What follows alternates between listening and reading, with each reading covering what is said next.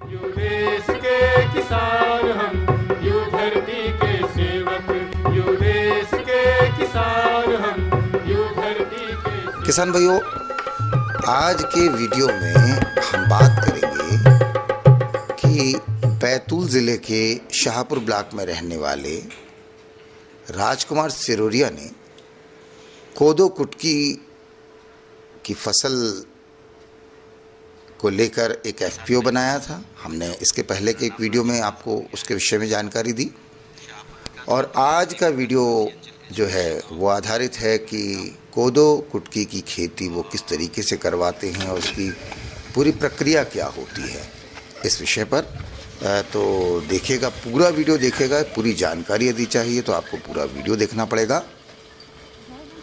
तो वीडियो पर चलने से पहले आपसे वही निवेदन है कि चैनल को आप सब्सक्राइब कर दीजिएगा, क्योंकि चैनल को आप सब्सक्राइब करते हैं तो हमारे वीडियो की नोटिफिकेशन आप तक पहुंचते हैं और आपको मिलती है किसान सेवा चैनल के माध्यम से खेती किसानी की अच्छी जानकारियाँ। अपने सुझाव आप हमें कमेंट बॉक्स में दे सकते हैं। आप हमें यदि संपर्क करना चाहते हैं तो हमें हमारे व्हाट्सएप पर मैसेज कर सकते हैं। मैसेज के लिए जो नंबर है वो हम आपको बताते हैं, वो है 9425002339। किसान भाइयों, बहुत जल्दी हम आपके लिए एक और डिजिटल प्लेटफॉर्म लेकर आ रहे हैं जिसका नाम है कृषक ग्राम। इंतज़ार कीजिएगा इस डिजिटल प्लेटफॉर्म का, जिस पर आपको मिलेगी और भी बेहतर तरीके से खेती किसानी और बाज़ार के उत्पादों की पूरी जानकारी। चलिए शुरू करते हैं आज का वीडियो कि कुटकी की खेती कैसे की जाती है। बता रहे हैं राजकुमार सिरोरिया जी। तो कोदो कुटकी या किसी भी मिलेट्स की खेती के लिए हमें जो भी हमारी ज़मीन है, अच्छा, उसे प्रॉपर वे में जुताई करके और जो भी कचरा है उसे मट्टी में दबा के, जिससे कि हरी खाद बन सके और उचित भुरभुरी होने पर उसमें हम एक तो दो हमारे इधर वर्तमान में छिड़काव करके फेंकने की विधि है और वही अपनाई जाती है फोकने की विधि। उसमें सीड भी ज़्यादा लगता है, लेकिन हमने इसको बोने के लिए कोदो कुटकी, शवा, रागी, मडगी जो भी है, उन सबको बोने के लिए कुछ यंत्र CIIA भोपाल के माध्यम से डिज़ाइन किए हुए हैं। उन यंत्रों को भी हम किसानों को निःशुल्क उपलब्ध करा रहे हैं ताकि वो उन यंत्रों का उपयोग करके और इसके उत्पाद की क्वालिटी और प्रोडक्ट अधिक उत्पादन कर सके, ऐसे हम प्रयास कर रहे हैं। तो पारंपरिक विधि से जो किसान करते आ रहे हैं तो उनको आपने थोड़ा सा आधुनिकीकरण की तरफ आप लेकर जा रहे हैं। हाँ, उनको आधुनिकीकरण की ओर लेके जा रहे हैं, बिना पर्यावरण को नुकसान पहुंचाए, बिना ज़मीन को नुकसान पहुंचाए, उस प्रोडक्ट की का अधिक उत्पादन हो और उसकी क्वालिटी और बेटर होगी। अच्छा, पर्यावरण की आपने बात की है। रासायनिक खेती तो निश्चित रूप से पर्यावरण को नुकसान पहुंचाती ही है। कोदो कुटकी की खेती आप प्राकृतिक रूप से करते हैं या जैविक विधि अपनाते हैं, क्या करते हैं इसमें? एक्चुअली में जो कोदो कुटकी है वो घास कुल का पौधा होता है। अच्छा। और घास को पलने के लिए, फूलने के लिए, बढ़ने के लिए किसी भी प्रकार की खाद की आवश्यकता नहीं होती है। एक चीज़। दूसरी चीज़, ये जो हमारा ग्लोबल वार्मिंग है, ये हो रहा है अत्यधिक कीटनाशक खाद या फैक्ट्री के धुआं वगैरह, लेकिन पहले खेती से ग्लोबल वार्मिंग का कोई फ़र्क नहीं होता था, लेकिन वर्तमान में खेती भी एक बड़ा फैक्टर है ग्लोबल वार्मिंग के लिए जी। लेकिन यदि हम कोदो कुटकी की खेती करते हैं तो इसमें किसी भी प्रकार के खाद, दवाई की आवश्यकता होती ही नहीं है, तो ग्लोबल वार्मिंग का कोई फ़र्क ही नहीं उठता और ये ज़मीन को ये भुरभुरी और बहुत अच्छी बनाता है।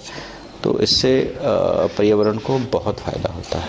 एक दो चीज़ें हैं, कुटकी की खेती जैसे कोई करता है, कितने दिनों की फसल होती है? क्या पूरे साल भर वो इसकी खेती कर सकते हैं? उसके लिए क्या कंडीशन होना ज़रूरी है? देखिए, इसमें कुछ वैरायटियाँ होती हैं, जैसे कुटकी की हम प्रॉपर यदि कुटकी की बात करें तो उसमें भी कुछ वैरायटियाँ होती हैं जो 3 महीने के लगभग की भी होती हैं। मतलब 100 दिन 110 दिन तक की वैरायटियाँ भी हैं, और 60 दिन से 110 दिन के अंतराल में ये सारी की सारी हो जाती हैं। हमारे यहाँ पर अधिकतम जो वैरायटी बोई जाती है वो 60 दिन वाली वैरायटी बोते हैं। इसको सावन के आसपास इसकी बोनी करते हैं और अक्टूबर के आसपास इसको हार्वेस्ट हो जाती है। मतलब अगस्त और अक्टूबर 2-2.5 महीने में इसको ख़त्म कर लेते हैं। एक लागत और लाभ, इसका थोड़ा सा कैलकुलेशन बताइएगा। देखिए, हमारे जो दर्शक है वो शायद हेक्टेयर समझेंगे जी, तो मैं हेक्टेयर में बात करता हूँ। हाँ, है ना। हेक्टेयर में यदि हम लागत देखें तो 1 हेक्टेयर जुताई का खर्चा अधिकतम 2000 या 3000 के आसपास आना चाहिए, और बीज जो है वो 500 से 1000 रुपये के आसपास का आना चाहिए। यदि उसके पास का है तो वो तो हो ही गया, लेकिन एक अधिकतम कीमत उसकी जो है वो 1000 रुपये के आसपास की है, और उसमें कुछ मेहनत मजदूरी ऐसा सब कुछ यदि हम लगा लें तो 5 से 7000 रुपये की एक लागत रहेगी। इसके बाद उसमें हमें बीच में ना कोई खाद ना कोई दवाई कुछ नहीं करना है, फिर हमें उसे हार्वेस्ट करके काट के और उसकी दावण करना है।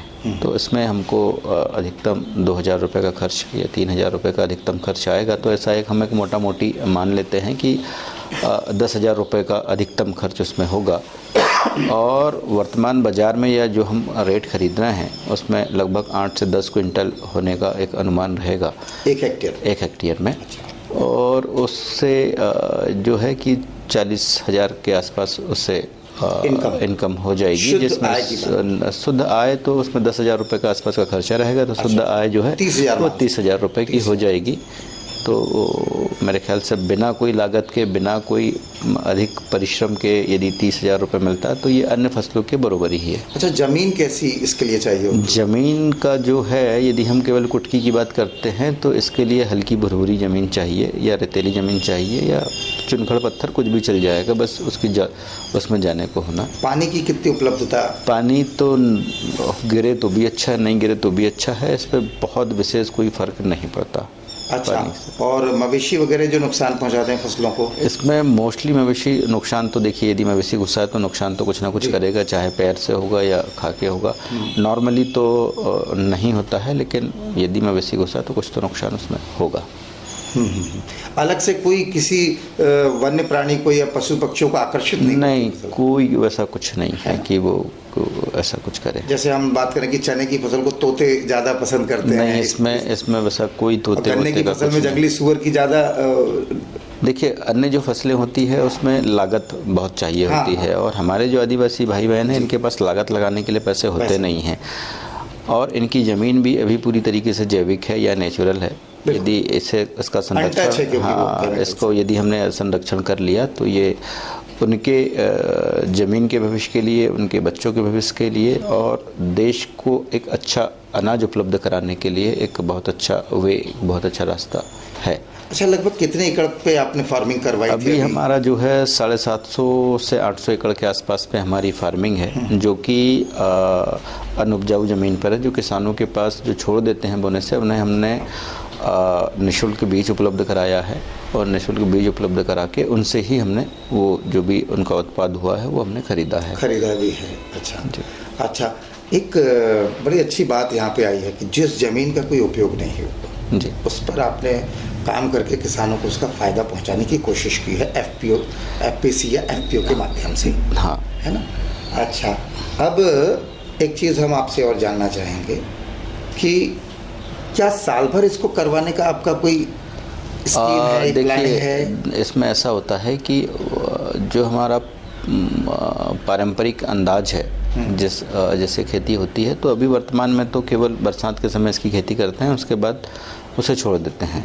लेकिन हम बहुत सारे रिसर्च इंस्टीट्यूशन से जुड़े हुए हैं जहाँ पर रिसर्च भी चल रहा है, और साउथ के कुछ ज़िले हैं जहाँ पर 12 महीने इसकी फसल ली जाती है, कोदो कुटकी, सवा, मडगी, रागी की। तो हम लोग भी यहाँ पर वो प्रयोग कर रहे हैं। कुछ प्लाट्स डेमो हमने लगाए हैं जिसका बहुत अच्छा रिज़ल्ट आ रहा है, और हम किसानों को बता रहे हैं कि भाई आपके पास पानी नहीं है तो आप इस फसल को लगा लें और पड़त ज़मीन में लगा लें। आपको पानी देने की कोई आवश्यकता नहीं। यदि आप एक पानी दे देते हैं तो दाना और अच्छा हो जाएगा, या फिर प्रकृति अभी मेहरबान चली रही है उसमें भी उसको फ़ायदा हो जाएगा। तो ये ओस से हो जाने वाली फसल है। ओस से भी हो जाती है। अच्छा, तो ये मान के चलें कि केवल गर्मियों में थोड़ी सी परेशानी आ सकती है। नहीं, यदि पानी है तो कोई परेशानी नहीं आएगी। यदि जिनके पास पानी नहीं है, हाँ, तो वो बारिश और ठंड तक तो इसको चला बारिश और ठंड में इसको बहुत आसानी से कर सकते हैं। हाँ। मौसम अच्छा रहता है तो। अच्छा, भगर, सावा, कोदो, कुटकी, कई लोग बोलते हैं कि ये कुटकी और भगर एक ही चीज़ होती है, इसमें कुछ भिन्नता है? नहीं, ये सारी चीज़ें अलग अलग हैं। ये बहुत सारे घास कुल के पौधे हैं, इन्हें हम भाई बहन बोल सकते हैं। अच्छा, कि ये भाई बहन हैं, एक जैसे दिखने वाले हैं, लेकिन इन सब की अपनी एक अलग केमिस्ट्री है और ये पॉजिटिव हैं। अच्छा, जिनकी पूरी केमिस्ट्री पॉजिटिव है। इसका पीएच लेवल हमें जो पीएच लेवल चाहिए होता है हमारी बॉडी को, वो पीएच लेवल इसमें होता है। तो ये शरीर के लिए बहुत ही लाभदायक है। तो ये चाहे कोई भी हो, अब ये सब एक ही कुल के हैं, किसी का पौधा बड़ा, किसी का छोटा, किसी का मंझला, इस टाइप से रहता है। इसमें ज़्यादा कन्फ्यूज़ होने का। अच्छा, दो चीज़ें होती है। कुटकी की जो बात करें अपन, खासकर हम कुटकी की बात करें, दो वैरायटी बाज़ार में बिकती है, एक तो छिलका सहित और एक छिलका रहित। उसके बारे में थोड़ा सा क्लियर। देखिए, एक बहुत बड़ा इशू है। हम पिछले 2 सालों से इस पे काम कर रहे हैं, लेकिन हमारी बाज़ार में उपलब्धता भी आपने नगण्य देखी होगी, ना के बराबर देखी है। उसका सबसे पहला कारण ये है कि कोदो कुटकी लोग बागों ने खाना किस लिए बंद किया।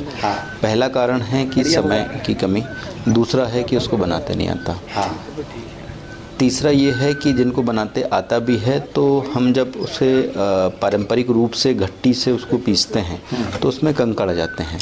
अब एक बार किसी के खाने में कंकड़ यदि आ जाएगा तो वो व्यक्ति दोबारा उस चीज़ को नहीं खाएगा। तो हमने इन सारी समस्याओं को समझा और समझ के फिर इसके लिए जो साइंस ने अभी डिस्टोनर, ग्रेडिंग, डिहस्किंग वगैरह मशीन का निर्माण किया है। तो वो मशीन पहले हमने हमारे ऑर्गेनाइजेशन में लेके आई और ला के फिर हमने उसको प्रोसेस किया। तब हम देख रहे हैं कि मुश्किल से 0.1% कंकड़ यदि किसी में आ गया तो, वरना इसमें कंकड़ नहीं आ रहा है। तो हमारे जो खाने वाले लोग हैं अब उनको विश्वास होगा कि इसमें कंकड़ नहीं होता है और इसे खाने से फ़ायदा ही होगा। तो ये एक अच्छा प्रयास। हाँ, ये एक प्रयास है। तो अभी तक जो नहीं खा रहे थे वो अब खाएंगे, उसको कंकड़ नहीं मिलेगा और तो वो इसको खाएगा। ले सकते हैं। तो ये ग्रेडिंग करके मतलब आप देते हैं? जी। अच्छा, अभी कौन कौन से प्रोडक्ट आप निकाल रहे हैं आपके पास? अभी हमारे पास से कोदो, कुटकी, शवा, रागी, ये 4 लिटिल मिलेट्स में ये 4 हैं।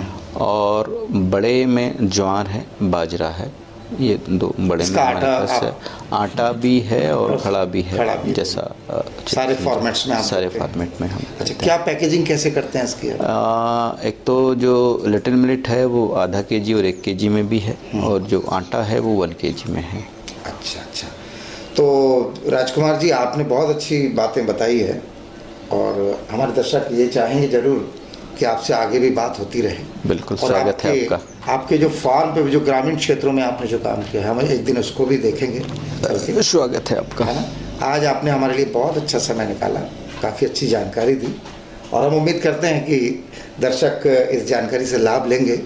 आपका बहुत बहुत धन्यवाद। नमस्कार। धन्यवाद, नमस्कार।